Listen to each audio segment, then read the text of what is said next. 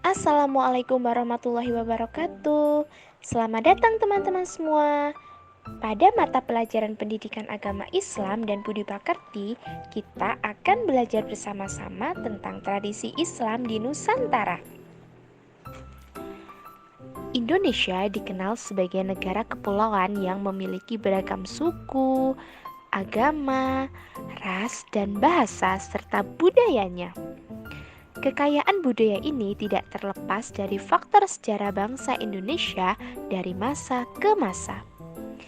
Indonesia pernah mengalami berbagai macam zaman seperti Hindu-Buddha, Islam, zaman penjajahan, kemerdekaan, sampai masa sekarang ini. Karena setiap zaman itu membawa pengaruh tersendiri bagi pertumbuhan dan juga perkembangan kebudayaan di Nusantara. Tradisi Nusantara sebelum Islam. Jauh sebelum Islam masuk dan berkembang di Nusantara, masyarakat telah memiliki keragaman budaya dan juga tradisi. Bahkan sebelum agama Hindu dan Buddha masuk ke Indonesia, masyarakat telah memiliki kepercayaan kepada benda-benda alam, ruh, dan juga nenek moyang. Kepercayaan kepada benda-benda alam dan ruh nenek moyang ini berpengaruh loh pada pola kehidupan masyarakat. Sehingga banyak sekali upacara ritual yang dilakukan sebelum melakukan kegiatan tertentu. Seperti misalnya ritual sebelum melaksanakan hajatan, kelahiran, perkawinan, kematian, dan lain sebagainya. Tradisi ini mereka lakukan itu secara turun-temurun dari satu generasi ke generasi lainnya. Karena mereka itu sangat patuh dalam menjalankan tradisi tersebut. Karena mereka itu memiliki anggapan jika terjadi pelanggaran akan mendapat kutukan dari arwah nenek moyang yang diakibatkan akan mendatangkan bencana di tengah-tengah masyarakat. Selanjutnya ada akulturasi budaya dalam Islam.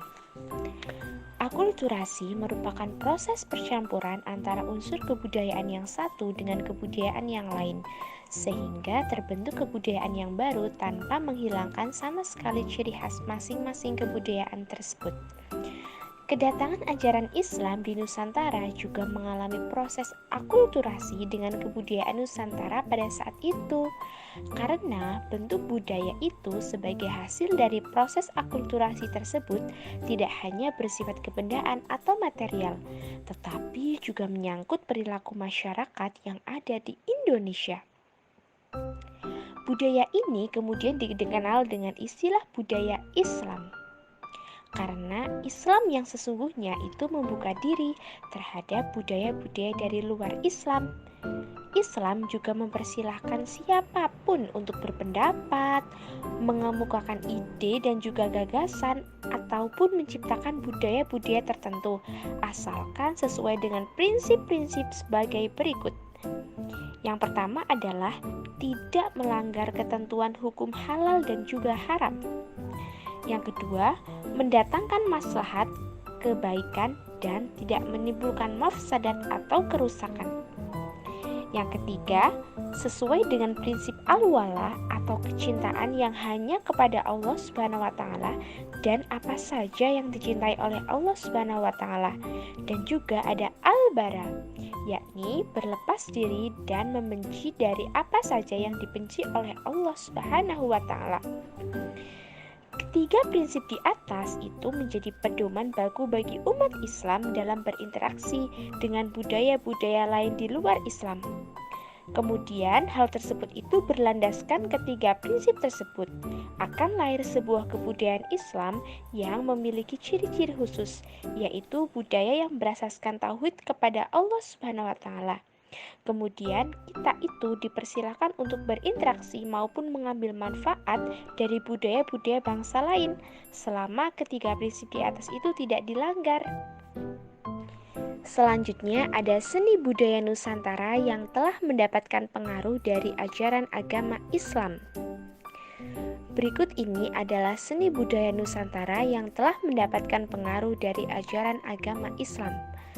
Yang pertama adalah nama-nama bulan dan penanggalan dalam Jawa. Kemudian yang kedua ada seni bangunan masjid.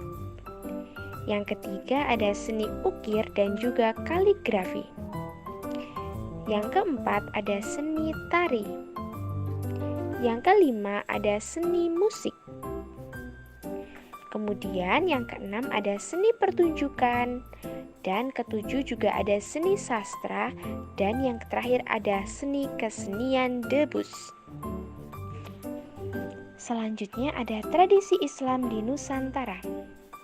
Banyak sekali tradisi atau budaya Islam yang berkembang hingga pada saat ini. Semuanya itu mencerminkan kekhasan daerah atau tempat masing-masing. Berikut ini adalah beberapa tradisi dan juga budaya Islam sebagai berikut. Yang pertama ada halal bihalal.